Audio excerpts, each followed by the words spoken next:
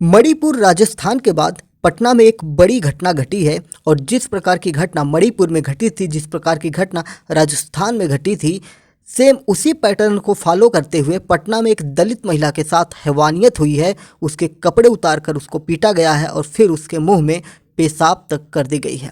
आइए इस घटना का हम एनालिसिस करने वाले हैं इंडियन सोसाइटी यानी कि भारतीय समाज के तौर पर, जो कि बहुत ही महत्वपूर्ण होने वाला है आपके यूपीएससी इंडियन सोसाइटी के लिए। तो बात करते हैं क्या है पूरा मामला। पटना में एक दलित महिला के साथ ऐसा क्यों किया गया, क्या है पूरा मामला। अगर हम उसकी बात करेंगे, वहाँ की प्रशासन की रिपोर्ट की बात करेंगे, क्या कहा प्रशासन ने, उसकी हम बात करेंगे। क्या अभी तक ये लोग पकड़े गए हैं जिन्होंने इस महिला के साथ अपराध किया है, इस महिला को मारा पीटा है और उसके कपड़े उतारकर उसके ऊपर पेशाब करने का जो मामला निकल के आया है। तो बात करते हैं पटना। पटना का पुराना नाम आपको पता है कि पाटलिपुत्र हुआ करता था और ये वर्तमान समय में बिहार की राजधानी है। तो बिहार की राजधानी में ही एक बड़ी घटना ये घटी है। बिहार की राजधानी पटना के बाहरी इलाके के एक गांव में शनिवार की रात एक दलित महिला को मारने पीटने, उसके कपड़े उतारने और उस पर पेशाब करने का मामला जो प्रकाश में आया है, उसमें अगर हम बात करेंगे तो प्रशासन की बात की जाए तो पैसे के लेन देन को लेकर ये विवाद हुआ था। और इसमें जो नाम निकल के आ रहा है, ये प्रमोद सिंह और अंशु सिंह नाम के शख्स जो हैं, इनके द्वारा महिला के साथ मारपीट की गई है और उसके साथ बदसलूकी की गई है और अब इनकी तलाश पुलिस के द्वारा की जा रही है। यह घटना अगर हम बात करेंगे तो ये जो घटना है, यह घटना पटना के खुसरूपुर थाना क्षेत्र के मोसिमपुर गांव की है और आरोपियों की पहचान प्रमोद सिंह और उसके बेटे अंशु सिंह के रूप में हुई है। घटना के बाद से दोनों फरार हैं और पीड़िता द्वारा दर्ज कराई गई शिकायत के अनुसार उसने कुछ महीने पहले प्रमोद सिंह से ब्याज पर 1,500 रुपये यानी कि 1,500 रुपये उधार लिए थे और ब्याज सहित पैसे वापस कर दिए थे। बाद में प्रमोद सिंह ने ब्याज के और पैसे मांगे, जो देने से महिला ने इनकार कर दिया और उसके बाद महिला के साथ ये सारी चीज़ें की गई। बात करते हैं कि पिटाई कैसे की गई, क्या उसके घर जाकर की गई या किसी तरह का कारण और था, उसकी अगर हम बात करेंगे तो इसमें जो निकल के मामला आ रहा है कि महिला जो है, महिला के जो बयान दर्ज किए गए हैं, महिला के बयान दर्ज के अनुसार अगर हम बात करेंगे तो महिला का कहना है कि प्रमोद सिंह उसे कई दिनों से परेशान कर रहा था और उसे सार्वजनिक रूप से नग्न घुमाने की भी धमकी दे रहा था। इसलिए उसने खुसरूपुर पुलिस स्टेशन में शिकायत भी दर्ज करा दी थी और उसकी शिकायत के बाद पुलिस शनिवार की रात या शनिवार के दिन उससे पूछताछ करने के लिए प्रमोद सिंह को थाने उठाकर ले गई थी। थाने से लौटने के बाद प्रमोद सिंह काफ़ी गुस्से में था। उसको काफ़ी गुस्सा आ रहा था कि उसके खिलाफ किस प्रकार से इस महिला के द्वारा केस कर दिया गया, उसके खिलाफ कार्रवाई करने की बात की गई थी। तो वो थाने से लौटने के बाद वह रात में पीड़िता के घर गया और अपने समर्थकों दबंगों के साथ उनकी मदद से उसका अपहरण कर लिया। उसे प्रमोद सिंह के घर ले जाया गया और उसके कपड़े उतारकर बेरहमी से पिटाई की गई, यानी कि एक तरह से यह अपहरण का भी मामला निकल के सामने आ रहा है। और इसके अलावा प्रमोद सिंह ने कथित तौर पर अपने बेटे अंशु सिंह को महिला के मुंह में पेशाब करने के लिए भी कहा।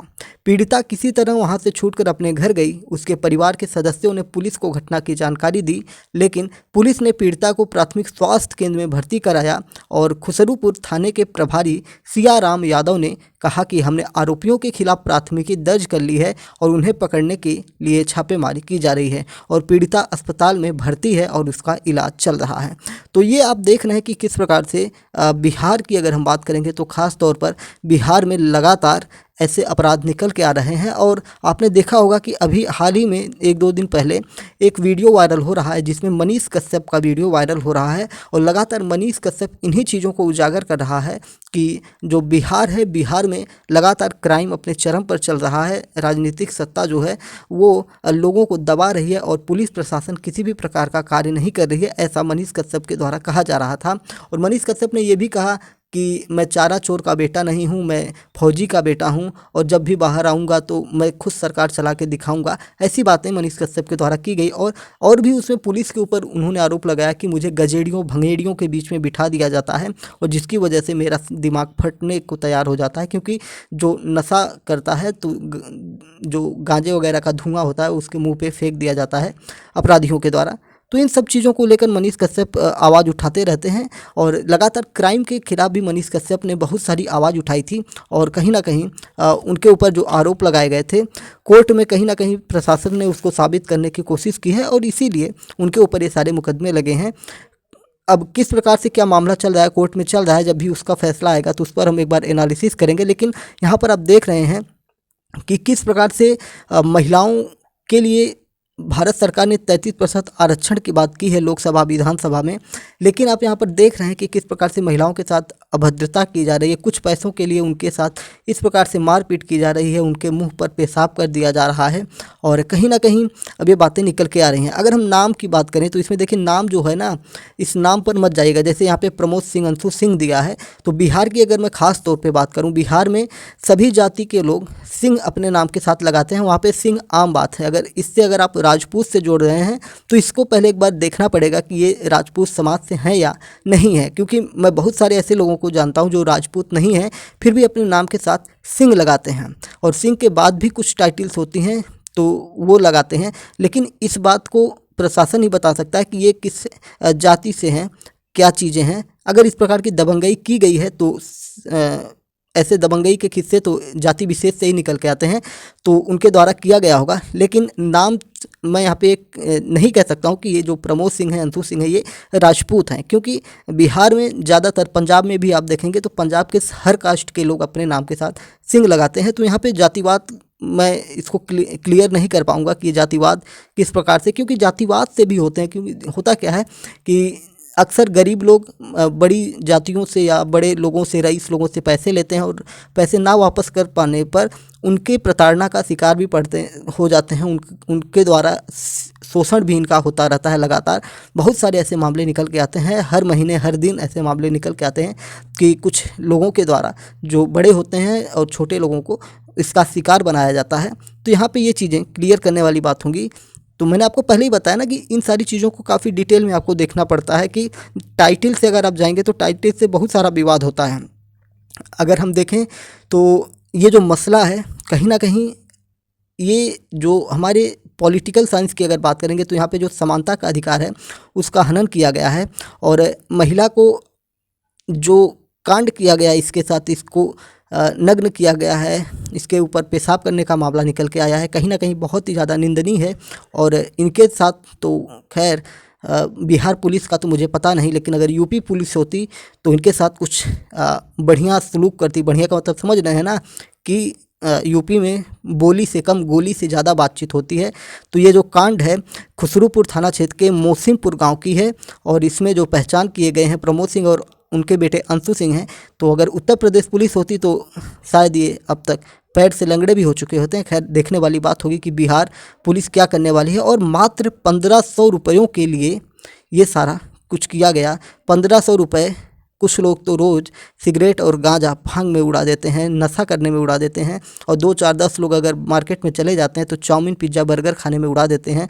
और अब देखिए कि 1500 रुपये की कीमत एक महिला के कपड़े फाड़ने से, उसके ऊपर पेशाब करने के बराबर कर दिया जा रहा है बिहार राज्य में। तो बिहार में कितना अच्छा क्राइम है, रेट बढ़ रहा है, कितने तरीके से बढ़ रहा है। आप देख सकते हैं कि किस प्रकार से क्राइम का जो रेट है लगातार बढ़ते जा। बिहार से बहुत सारे मामले आते हैं, जातीय संघर्ष सामने आते हैं।